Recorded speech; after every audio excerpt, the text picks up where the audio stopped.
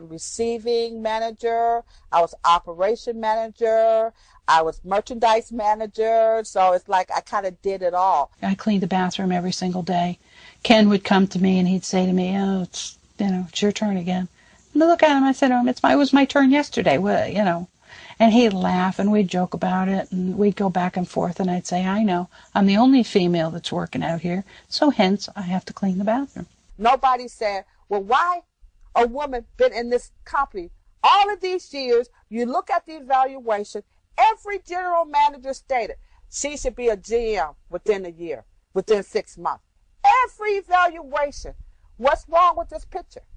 The company hides the fact that these practices are very systemic. They're systemic, meaning that they come out of the home office. Bottom line, if you were a female, you just weren't worth it. You just were not, you weren't worth the time, you weren't worth the money, you weren't worth the effort, nothing. A blind man. My grandmother was blind. She could see better than what you guys are seeing because you put the blinders on. You didn't want to see. When I called to file a petition or to file a claim against them, just to say that they discriminated against me because I was a woman. I'm Betty. I'm a Wal-Mart associate. I love working at Wal-Mart. I love that they pay me less than men because that means I can't afford to eat as much and I get to keep my figure. Jim got promoted to management over me, but that's okay because he's a cutie. You go get him, honey. When I applied for the assistant manager training program, I didn't get any response back at all. I went through everything I had done for my store manager, and I done it like you would do a checklist. Said, "You told me to do this, I did it. You told me to do this, I did it." He agreed on with a nod, and I said, "So now I want what you promised me." And he just bluntly told me, "There's no place for people like you in management." And I said, "Well, what do you mean people like me?" And I said to him, I said that I'm a woman or that I'm black. He said, "Well, 2 out of 2 ain't bad." I was called milk boy, nigger, at this particular store. There was an incident where this one guy's bicycle, they hung it up in the ceiling and put a rope around it. Literally lynched this guy's bicycle. This is what they said. But I complained because it was, to me, it was offensive and it was unacceptable. What happened after that? Nothing. I don't know if I was more devastated than humiliated. But in my mind, the way I love people, I just couldn't see another person.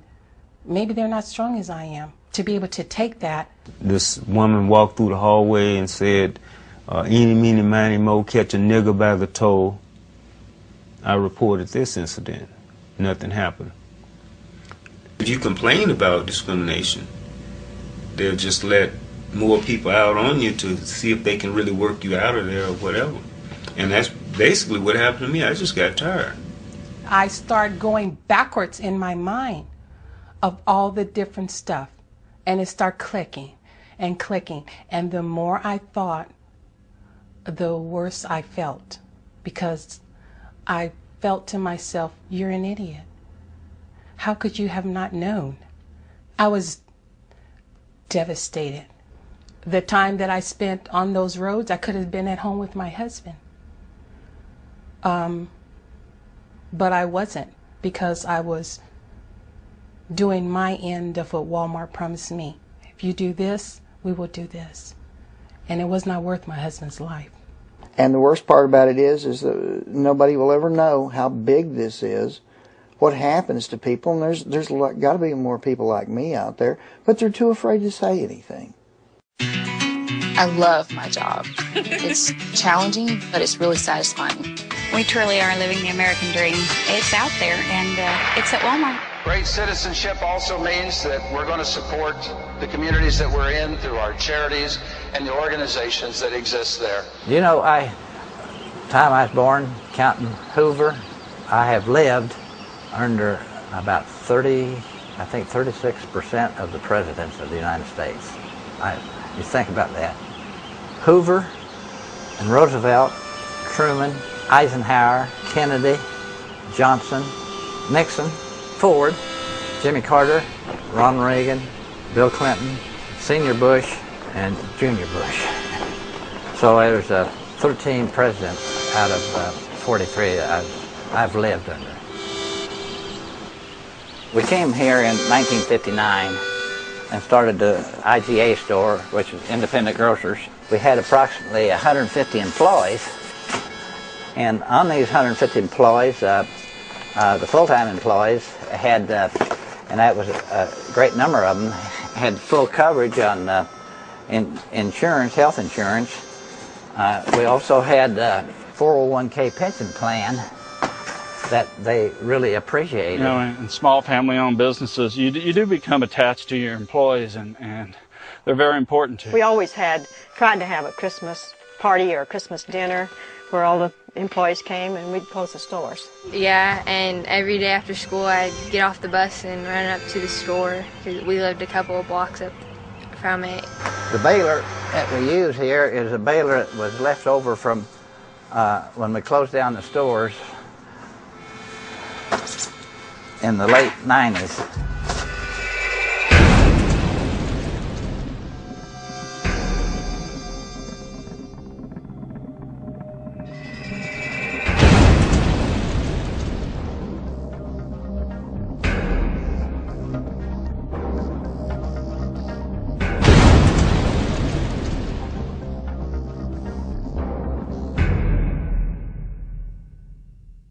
I don't believe it's fair the way that Wal-Mart can come in with the funding that they get to put their sewers, infrastructure, road, parking signals, ingress, egress, etc. in compared to what the independent retailer gets. No, I don't believe it's fair. Well, certainly it's not fair, and I think he at one time did go talk to them in Cameron and say, if we're going to run a business here, can you help us? Well, no, they couldn't do that.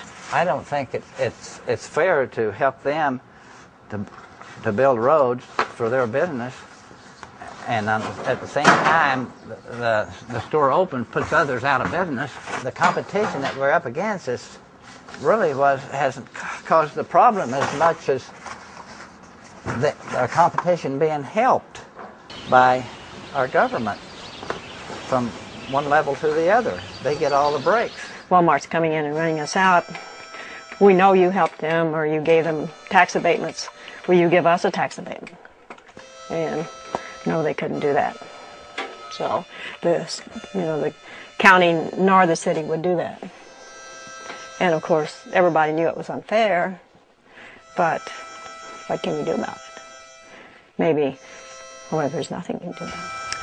On sewer, water, any of that stuff, as far as I know, we never received one dime from the city, county, or any place like that. If you tell them that you don't want them in your city limits, there's been nothing to stop them from buying 5 acres there outside the city limits, plopping their building down, hooking up to rural water, and having all the negative effects on the city and none of the positive effects. It was a supercenter in Cameron. It took about 40% of our business in Cameron, and about a third of our business here in Hamilton.